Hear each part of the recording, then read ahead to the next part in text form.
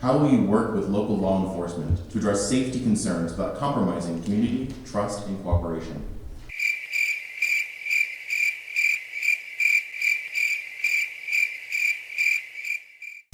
So I have and continue to support state legislation that would allow municipalities to enact a civilian police review board, a community oversight board for residents to communicate with their police when they think that there's an issue.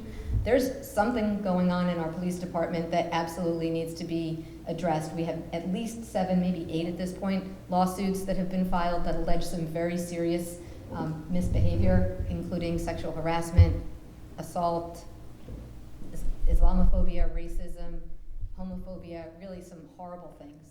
And so I think we need to make sure that we're getting to the root of those so that our community does trust our police. One of the things that we asked the mayor and the current council members for was to create a fair and welcoming community resolution when Donald Trump was first elected, so that people felt safe, that they knew that they weren't going to get reported to ICE. One of the most important things that we can do for folks who are undocumented or at risk is to make sure that they can communicate with the police and that they don't feel worried about whether their safety is at risk. If they want to report a domestic violence incident, they need to be able to do that.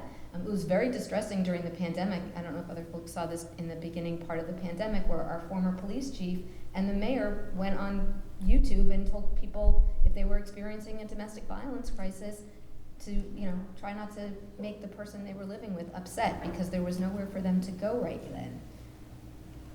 I mean, it was stunning. I actually picked up the phone and called people in the governor's office and said somebody needs to do something about this, because this is not okay. People can't be afraid to call the police when they need help.